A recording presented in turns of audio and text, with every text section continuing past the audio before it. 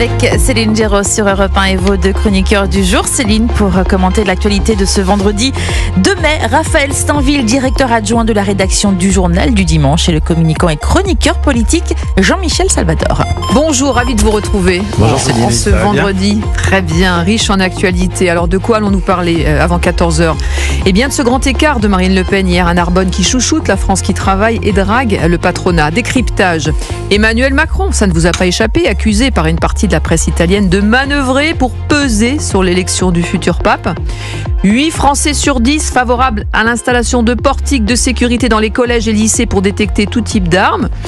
Qu'est-ce que cela dit ? Et puis, nouvelle menace de grève à la SNCF. Le week-end prochain, les Français en ont ras-le-bol, dit le ministre des Transports. Et nous aussi, forcément. Mais pour commencer, eh bien, on va revenir sur les manifestations du 1er mai, journée internationale des travailleurs, mais totalement parasité et pris en otage par l'extrême gauche. Pour Sylvain Maillard, le député Ensemble pour la République, invité de la grande interview ce matin sur Europe 1 et CNews, Jean-Luc Mélenchon communautarise la France. Il a décidé que, au fond, l'extrême gauche devait non plus s'appuyer sur les ouvriers, parce qu'il y avait de moins en moins d'ouvriers, mais devait s'appuyer sur des communautés et la communauté musulmane. Donc c'est très clair. Et il communautarise la France. Il choisit avec les Français en fonction de leurs origines. C'est comme des parts de marché qu'il additionne pour pouvoir être présent au second tour. Et au moins, il a une stratégie qui est claire, qui est visible, qui est plus que contestable, mais qui est, je crois, en tout cas de leur point de vue, assumé. Voilà, Sylvain Maillard au micro de Romain Desarbres ce matin. Jean-Michel Salvador, le 1er mai pris en otage par l'extrême gauche. Oui, pris en otage par l'extrême gauche avec, moi je trouve, 2 verrous qui sont en train de sauter. Lesquels ? Il y a le premier verrou, c'est celui de l'antisémitisme dont on parle déjà depuis longtemps, mais là on voit bien que cet antisémitisme s'installe avec une certaine complaisance d'autres partis comme les Verts notamment. Oui, et c'est vrai on en parlera dans quelques instants. Et c'est vrai que Marine Tondelier a fait une très grosse faute de quart. Alors elle s'est excusée, mais enfin ça n'empêche pas qu'elle a quand même présenté Jérôme Gage plutôt comme le fautif de en disant qu'il avait fait de la provocation parce qu'il était venu avec une dizaine de journalistes et que c'était lui qui avait cherché. Alors elle s'est excusée, elle a rétropédalé évidemment dans la foulée. Enfin quand même, et puis elle est quand même présidente du Parti des Verts. Quand on est président d'un parti politique, on mesure un petit peu ses paroles, et là elle ne les a pas mesurées. Donc l'antisémitisme, incontestablement, c'est un verrou qui est en train de sauter. Et le deuxième verrou qui me semble aussi tout aussi grave, c'est, je dirais, la violence politique.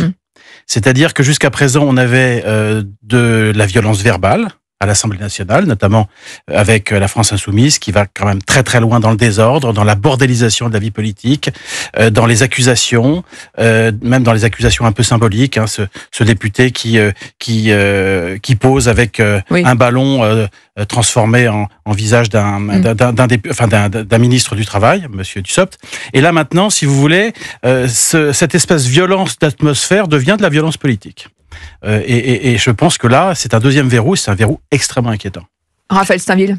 Oui, moi, alors, je suis partiellement d'accord avec ce que dit Jean-Michel. C'est-à-dire qu'en fait, j'ai l'impression que cette violence, elle existe depuis longtemps, sauf que la gauche, notamment la gauche, les sociaux-démocrates, les écologistes, commencent tardivement à découvrir cette violence parce qu'elle s'exprime désormais sur eux, parce qu'il y a une volonté hégémonique de la gauche radicale emmenée par Jean-Luc Mélenchon de truster absolument toutes les parts de marché de la gauche, et donc tout ce qui n'est pas la France insoumise devient un ennemi de la France insoumise. Et donc on voit finalement une extension du domaine de l'extrême droite, où tout ce qui n'est pas LFI devient la droite ou l'extrême droite. Et c'est en cela que moi j'analyse l'éviction de Jean-Luc, de Jérôme Gage du cortège et de quelques autres qui avaient déjà été chahutés, on le rappelle, le dimanche précédent, place de la République. Mais il y a une immense naïveté quand même de la gauche, on va dire progressiste, progressiste, raisonnable de gouvernement qui a pactisé quand même et qui continuera d'ailleurs très probablement à pactiser demain parce que la perspective de pouvoir préserver leur siège fait que nombreux sont ceux qui malgré la violence de LFI, malgré les outrances de Jean-Luc Mélenchon, se diront qu'il vaut mieux un accord électoral plutôt que de risquer son siège. Donc c'est ça le drame de la gauche aujourd'hui. Alors on va écouter, vous en parliez, Jean-Michel Salvatore, justement, Marine Tondelier qui a présenté ses excuses, je le rappelle, sur X ce matin, mais qui hier sur RTL, à la question est-ce que c'est un antisémitisme d'extrême gauche à propos de l'éviction de Jérôme Guedj, eh bien écoutez ce qu'elle a répondu.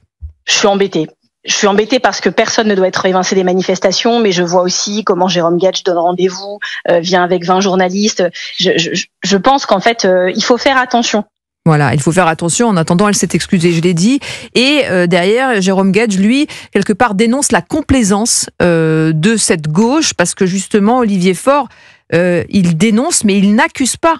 Il n'accuse pas. Il dénonce et il met du temps quand même d'abord à s'indigner, alors que c'est quand même des gens qui ont l'indignation facile.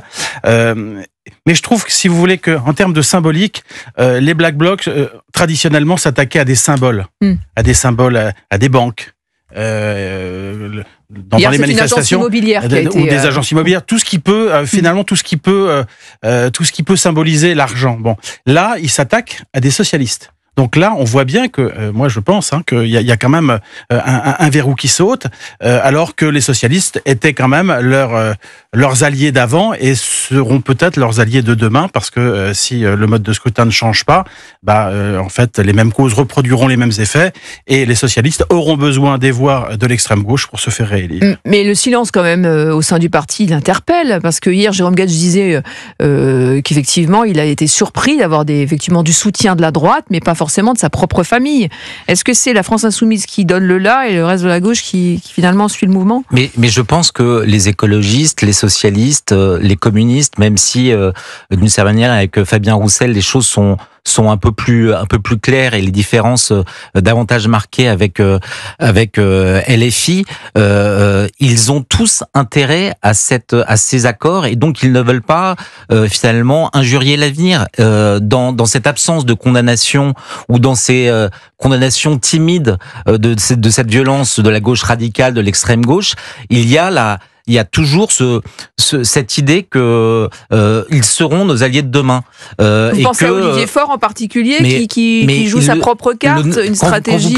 Quand vous prenez la carte électorale et que vous voyez que nombre de députés socialistes aujourd'hui ne l'ont été et ont pu être élus exclusivement grâce à une alliance avec LFI. Mais elle n'est pas en train de se fissurer, cette alliance, parce qu'on a la sensation elle se fissure parce que nous ne sommes pas dans un temps d'élection électorale. Mais sitôt que nous rentrerons dans le dur et qu'il y aura de nouveau la perspective pour certains de perdre définitivement leur siège et d'être battus par un candidat LFI, ils préféreront un mauvais accord, quitte à exprimer de manière très très très légère des nuances avec LFI, mais ils feront cette alliance et ça s'est toujours produit dans l'histoire de la gauche ces dernières années. Jean-Michel Salvatore. Alors, mais il y a quand même un élément qui peut changer la donne, c'est la proportionnelle. Parce que c'est vrai que si on change le mode de scrutin, et là, le Premier ministre a entamé des consultations avec les principaux leaders politiques, si on passe d'un scrutin majoritaire à un scrutin proportionnel, évidemment que là, chacun reprend ses billes et les socialistes ne seront pas forcés de s'associer à la France Insoumise ou au Vert pour être réélu. Donc là, il y a un élément qui peut changer la donne, même si on voit bien qu'il y aurait de gros inconvénients à ce changement de mode de scrutin, parce que là, on reviendrait d'une certaine façon à la 4e République. Mais du point de vue des socialistes, c'est vrai que, et c'est pour ça d'ailleurs qu'ils sont très pour la proportionnelle, ça leur permettrait d'échapper à la mainmise de la France Insoumise. À suivre, à 13h27, on reste ensemble bien sûr. Dans quelques instants, on va revenir sur ce meeting hier du Rassemblement National à Narbonne et le grand écart de Marine Le Pen qui, d'un côté, chouchoute la France qui travaille, mais en même temps drague le patronat et ses nouveaux décryptages. Très bon début d'après-midi avec Céline Géraud de 13h à 14h sur Europe 1.